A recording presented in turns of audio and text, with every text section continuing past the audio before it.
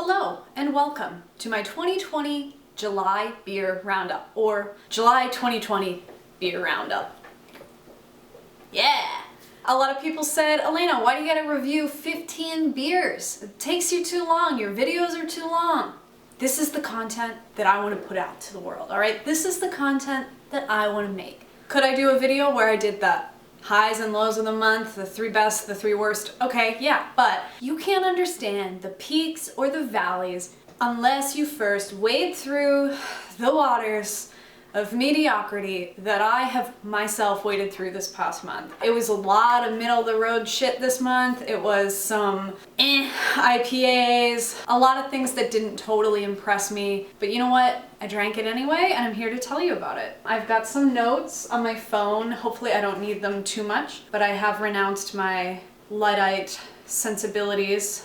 I've upgraded. No more sweaty paper that I'm flipping and dropping on the ground. I want to start with Martin House this month, and I want to do like another precursor to talking about Martin House because last month, June, I feel like I was rude to Martin House, and I'm here to apologize. In addition to these like novelty sour beers that they come out with, like pumping them out all the time, they do have a really solid core series of beers. They have like a Cellarman's Reserve IPA that I really like. They have the Salty Lady, which is a good Goes style sour. They have good beer. It's just that they also do this other nonsense where it's like hit or miss to like the nth degree of hit or miss. So let's get started with the 2 from Martin House that I was really excited about. It feels so long ago that I had these, but it's the Parker County Peach.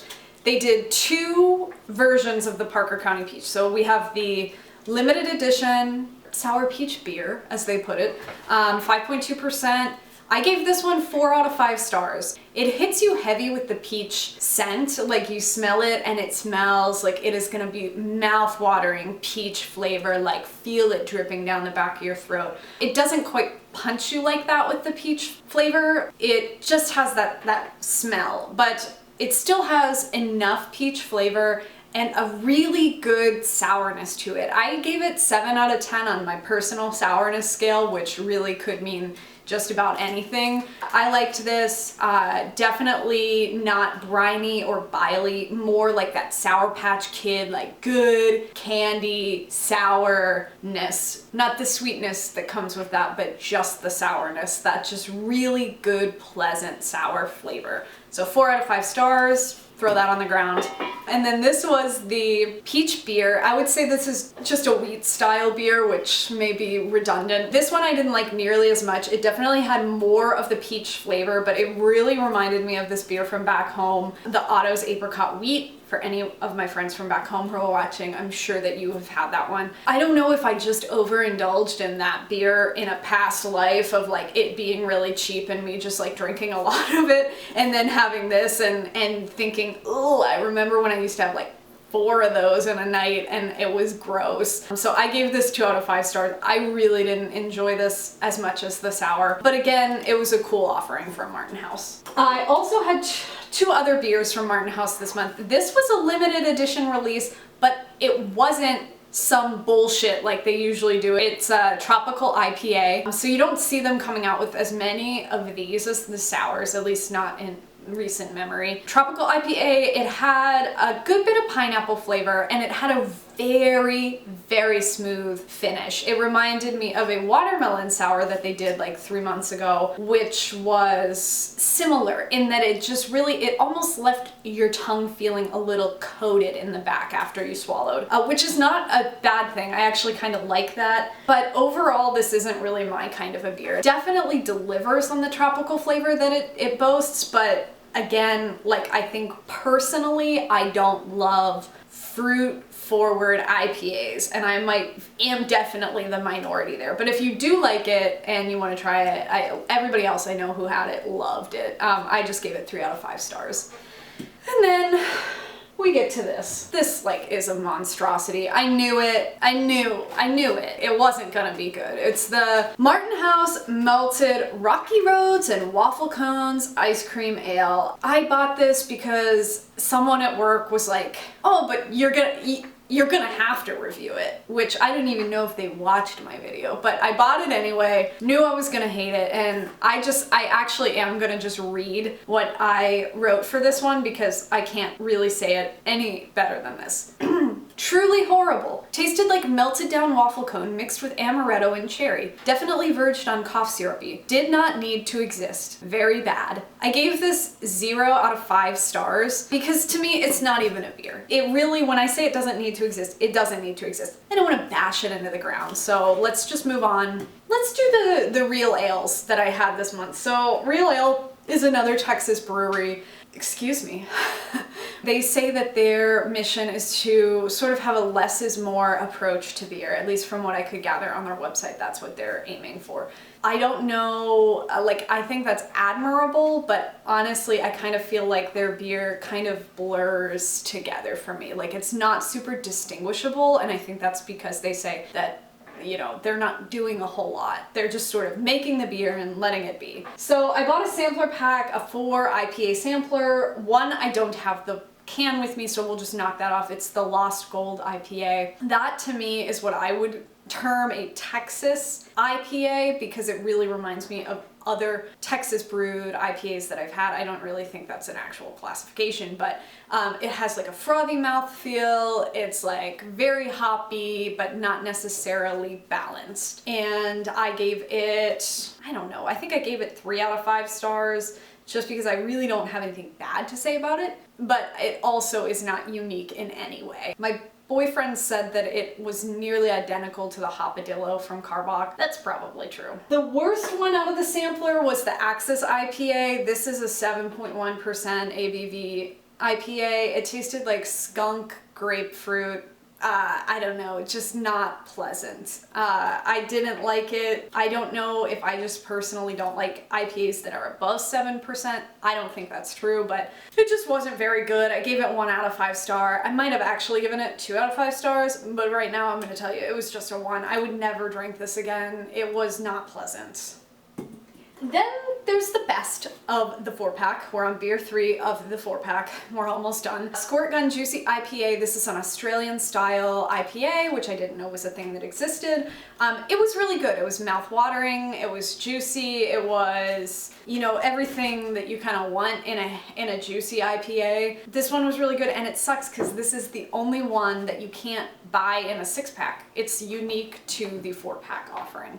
So if you want to try this, you're gonna have to buy the other ones, and you're gonna be halfway through and realize you don't really want to finish the other ones. And then finally, beer number 4 of the 4-pack sampler was the Fresh Kicks Hazy IPA. This one is very middle of the road for me. I did give it 3 out of 5 stars, but I did find myself reaching for this one over the Axis and the Lost Gold simply because it's very smooth, very, very smooth. This is a Northeast style IPA. I liked it. Easy sipping, easy drinking, very inoffensive? Unoffensive. Okay, let's get on to some more fun beers. Oh, I have one more Real Ale. So this is the Real Ale Skullberry Strawberry Milkshake IPA. I bought a single and then I bought 2 more because I really liked this. I gave it 4 out of 5 stars. It's got lactose added, so it coats the mouth, and it's like, it doesn't have a lot of strawberry flavor, which is fine by me. It just tastes like an IPA with like a little something extra, a little creaminess, a little berry. Smell it, smells like berries. And it's got cool can artwork. This was my favorite can of the month. Skullberry, if you have access to this, absolutely try it. It is the best Real Ale beer that I've ever had. Much better than anything that came in that 4-pack. I'm pretty excited to tell you guys about these 2. So these are my 2 Berliner Weisses. Weisse? I wonder what the plural is. Weizen, maybe? It was nice to do 2, and this one I covered more thoroughly in my last video. But this is the Notorious P.O.G. by Stone Brewing. This one is passion fruit, orange, and guava. Again, it's very light. This was my highest rated beer of the month. I don't always go for fruit. I feel like I review a lot of fruity stuff because I'm intrigued to try them, but I'm so often disappointed. This one was my 5 out of 5 star beer for the month of July. I really liked it. Excellent. Try it if you have a chance. And then the Austin Beerworks Einhorn. Yes. Okay. So Austin Beerworks, don't want to bash it again like I did last time. Don't love it. This is the best beer I've ever had from Austin Beerworks. This is their Tropical Einhorn. It's again a Berliner Weisse. And this one has coconut and pineapple flavor to it. Coconut in a beer is just cool. Like, it's not something I think that is super common, at least not here. I don't know, I haven't had that before. It's very lightly alcoholic, which is also nice for the summer. I need some water. Again, I ate almonds right before doing this, and my throat is not happy. Oh, that Austin Beerworks, 4 out of 5 stars. So we're getting down to the nitty gritty of it. There's another one I don't have pictured. So I tried the Thirsty Planet Buckethead. I despised it. It hits you with caramel sweetness up front, Werther's original level sweetness, and it just like engulfs you. And then like you swallow it, and then it's just this surge of bitterness to the point of like both extremes are to the point of it being like unnecessary. Like, we do not need that big of like a jump between sweet to bitter. It's just not right. I hate when beer does the sweet bitter ratio wrong because I find it not good. But I mean, I don't put sugar in my coffee ever. Like, that combination, sweet and bitter, has to be done perfectly for it to work. And it didn't work. Also, Thirsty Planet is an amazing brewery. They give back a lot to the community. So I'm really sorry that I didn't like this. So I did 2 from Avery Brewing this month. I also covered these on my last video. The Pilsner IPA is like a lightly alcoholic IPA, 100 calories.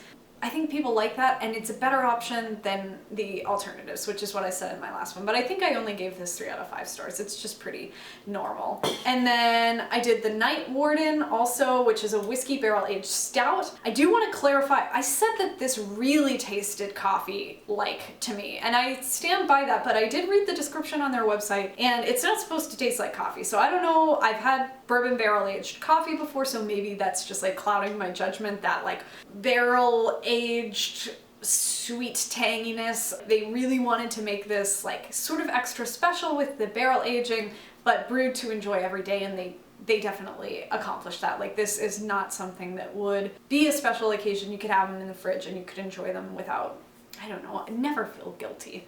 Oh, all right, we are on the last one, and this one is a good one. This is Pilsner Urquell, brewed in Pilsen, Czech. It is the original Pilsner, brewed for over 175 years.